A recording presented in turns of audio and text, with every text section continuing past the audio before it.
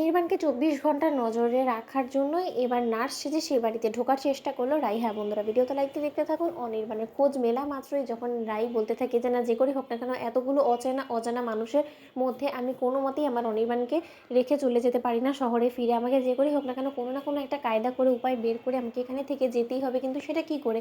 অন্যদিকে যখন অনির্বাণকে দেখতে আসা সেই ডক্টর বাড়ি থেকে বেরোতে থাকে, ঠিক সেই সময় সেই ডক্টর বলতে থাকে যে দেখুন, ওনার এখন যে পরিমাণে কন্ডিশন, সেই কন্ডিশনে আপনাদের একটা প্রশিক্ষণী নার্সের প্রয়োজন পড়বে। কারণ আপনারা আজই হোক না কেন নার্সের মতন কাজ করতে পারবেন না, ওনার সেবা যত্ন করতে পারবেন না। কারণ উনি কিন্তু যথেষ্ট পরিমাণে ঘায়েল হয়েছিলেন এবং তার জখমগুলো কিন্তু এখনও পর্যন্ত ঠিকঠাকভাবে ভরেনি। তাই তার জখমের মধ্যে মলম দেওয়া থেকে শুরু করে সব কিছুই কিন্তু একটা ট্রিটমেন্টের আন্ডারে রাখতে হবে। তার জন্য আমি বলবো আপনাদেরকে যে যত শীঘ্রই সম্ভব আপনারা প্লিজ একটা নার্স অ্যাপয়েন্ট করেন। অন্যদিকে আড়ি পেতে যখন রাই কথাটা শুনে ফেলে, ঠিক সেই সময় রাই বলতে থাকে যে এই তো ঠাকুর, তুমি আমাকে নিজে একটা পথ খুঁজে দিয়েছো, এবার এই সুযোগটাকে কাজে লাগিয়ে যে করে হোক না কেন এই নার্সের চাকরিটা আমাকে ওনাদের কাছ থেকে ছিনিয়ে নিতেই হবে। আমি নার্স সেজে ও বাড়িতে ঢুকবো এবং আমার অনির্বাণকে 24 ঘন্টা আমার নিগরানিতে রাখবো। কারণ আমি কোনো মতে আর এবার আমার অনির্বাণকে হাতছাড়া করতে দেবো না। কারণ আমি তো খুব ভালো করেই জানি যে অনির্বাণ ওখানে কাউকে না চিনতে পেরে নিশ্চয়ই ভেতরে ভেতরে গুমড়ে মুচড়ে শেষ হয়ে যাচ্ছে। কিন্তু তা সত্ত্বেও তুমি অনির্বাণ একদম ভেবো না, আমি তোমার কাছে চলে আসছি যত শীঘ্রই সম্ভব এবং আমি আমার সন্তান তো আমরা দুজনে মিলে তোমাকে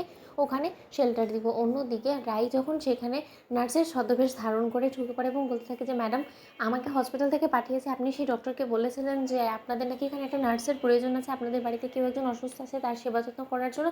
আপনার যদি কোনো প্রবলেম না হয় তাহলে আপনি চাইলে আমার সিভিটা চেক করে দেখতে পারেন, আমি কিন্তু এই কাজের জন্য যথেষ্ট পরিমাণ এফিশিয়েন্ট এবং এক্সপিরিয়েন্সড। অন্যদিকে কথা বলা মাত্রই অনির্বাণের গায়ে পড়া সেই মেয়েটা বলতে থাকে যে মা, আমি আজই হোক না কেন এরকম জোয়ান একটা মেয়েকে তো কোনো মতেই আমার বিক্রমের ধারের কাছেও ঘেঁষতে দেবো না, তুমি বুঝতে পেরেছো তো? ঠিক সেই সময় নার্স সেজে রাই বলতে থাকে যে দেখুন, আমি আপনার পায়ে পড়ছি, আমার এই চাকরিটা অনেক বেশি প্রয়োজন। কারণ আমার বাড়িতে একটা অসুস্থ মা আছে, তাদেরকে আমার সুস্থ সবল করার জন্য আমার এই চাকরিটা অনেক বেশি দরকার। আমার হাতে একটা কানাকড়িও পয়সা নেই যে আমি আমার পরিবারকে এখন সচল রাখবো। তাই আপনাদের কাছে হাত জোড় করে অনুরোধ যে আপনারা প্লিজ আমার কাছ থেকে চাকরিটা ছিনিয়ে নেবেন না। আপনাদের যে কাজের জন্য প্রয়োজন নার্স, আমি তো সেই কাজটা করতে সক্ষম, তাই না?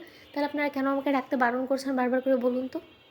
অন্যদিকে হুট করেই যখন অনির্বাণ চলে আসে এবং রাইকে প্রথমবার দেখা মাত্রই অনির্বাণ চমকে ওঠে এবং বলতে থাকে যে উনি যখন এতবার করে বলছে তাহলে আপনাদের ওনাকে অ্যাপয়েন্ট করতে কিসের এত প্রবলেম বলুন তো? হাজার হোক, আপনারাই তো আমাকে বললেন যে আমার জন্য নাকি আপনারা যত শীঘ্রই সম্ভব একটা নার্স অ্যাপয়েন্ট করতে চান। ওনার একটা দরকার যখন এত এক চাকরির, তাহলে আমার চাকরির সুবাদে যদি ওনার পরিবারে কারো ভালো হতে পারে তাতে আপনাদের কিসের আপত্তি? আমি তো সেটাই বুঝতে পারছি না। ঠিক সেই সময় সেই মেয়েটা আপত্তি করে বলতে থাকে যে আমার আলবাদ আপত্তি আছে, কারণ তুমি দেখতে পাচ্ছ না যে উনি জোয়ান একজন মেয়ে, তাহলে উনি যদি তোমার উপরে কোনো রকম কোনো কুনজর দেওয়া শুরু করে দেয় তাহলে কী হবে? এমনটাও তো চেষ্টা করতে পারে উনি তোমাকে বদনাম করার। তখন তখন আমি কী করে এই বদনাম সরাবো? তো বন্ধুরা, ভিডিওটি ভালো লাগলে লাইক শেয়ার সাবস্ক্রাইব করতে ভুলো না।